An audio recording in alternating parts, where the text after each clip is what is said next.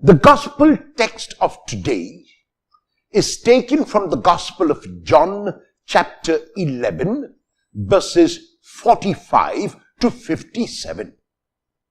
John chapter 11 is a very famous chapter in John because it contains the miracle of the raising of Lazarus. Jesus was told at the beginning of chapter 11 that his friend Lazarus was ill. The name Lazarus means God helps. God comes to the aid. And even though the name meant God helps, Jesus stays back where he is and does not rush to heal Lazarus. And there is a reason for this, because Jesus is not merely a healer.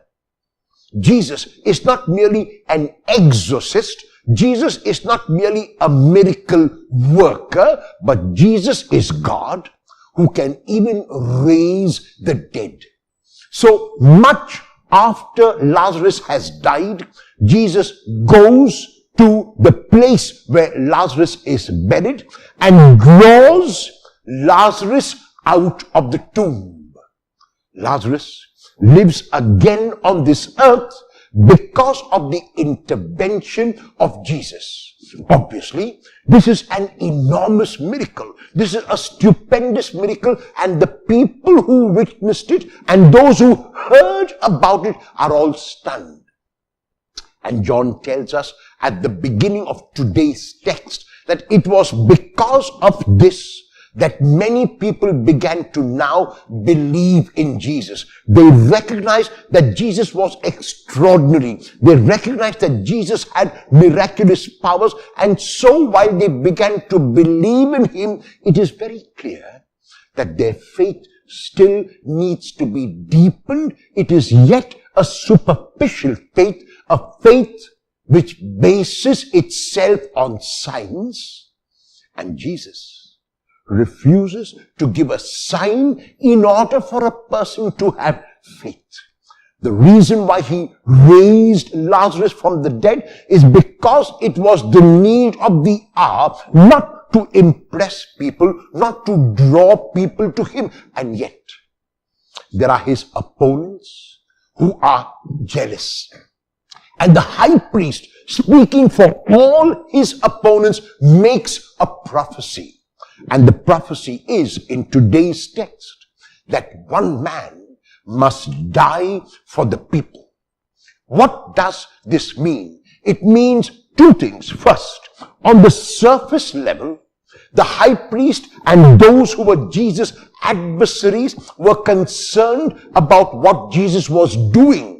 They did not want to draw attention to themselves because the Romans had occupied Jerusalem. The Romans had occupied that territory, and they did not want the Romans to come and inquire, to come and investigate, and to come and create problems for them in the temple.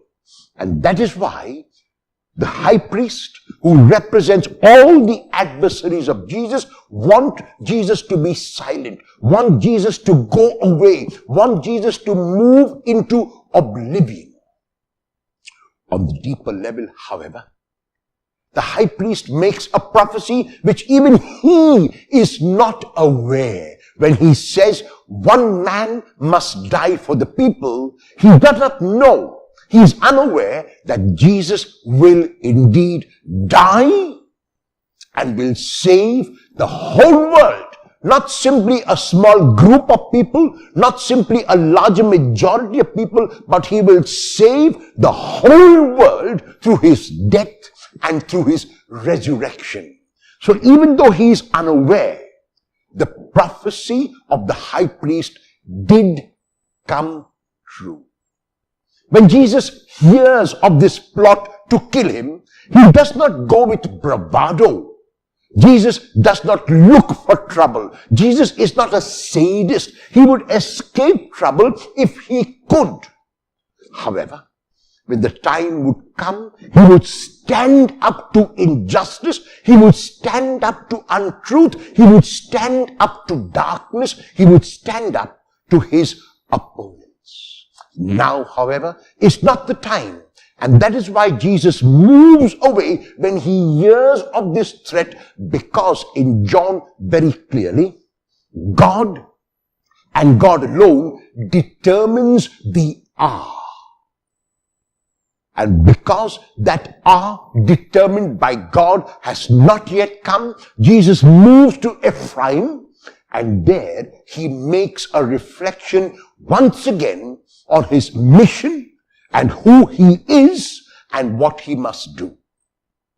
In his reflection, he realizes very clearly that he has to go ahead with this mission, no matter what the opposition might be.